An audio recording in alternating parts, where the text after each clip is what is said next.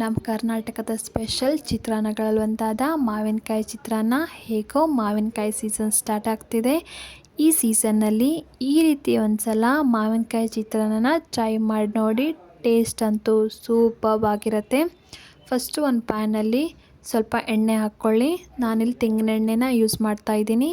ಎಣ್ಣೆ ಕಾದ್ಮೇಲೆ ಸ್ವಲ್ಪ ಸಾಸಿವೆ, ಶೇಂಗಾ, ಉದ್ದಿನಕಾಳು, ಕಡಲೆಬೇಳೆನ ಹಾಕಿಬಿಟ್ಟು ಫ್ರೈ ಮಾಡಿ. ಫ್ರೈ ಆದಮೇಲೆ 2 ಕಟ್ ಮಾಡಿ ಇಟ್ಕೊಂಡಿರೋ ಬ್ಯಾಡಗಿ ಮೆಣಸು, ಕರಿಬೇವು ಹಾಗೆ ಅರಿಶಿಣದ ಪುಡಿ ಹಾಕಿಬಿಟ್ಟು ಮಿಕ್ಸ್ ಮಾಡಿ. ಹಾಗೆ ಕಟ್ ಮಾಡಿ ಇಟ್ಕೊಂಡಿರೋ ಈರುಳ್ಳಿನ ಹಾಕಿಬಿಟ್ಟು ಈರುಳ್ಳಿ ಸಾಫ್ಟ್ ಆಗೋ ತನಕ ನಾವಿಲ್ಲಿ ಮಸಾಲಾನ ಪ್ರಿಪೇರ್ ಮಾಡ್ಕೊಳ್ಳೋಣ.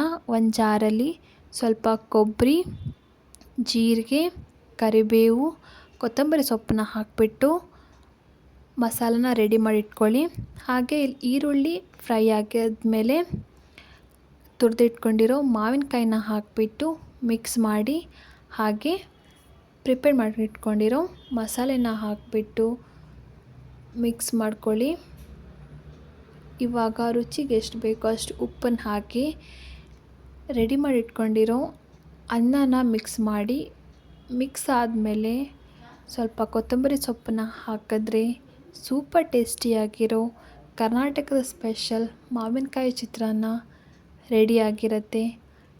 ಟೇಸ್ಟ್ ಹೇಗಿದೆ ಅಂತ ಕಮೆಂಟಲ್ಲಿ ತಿಳಿಸಿ.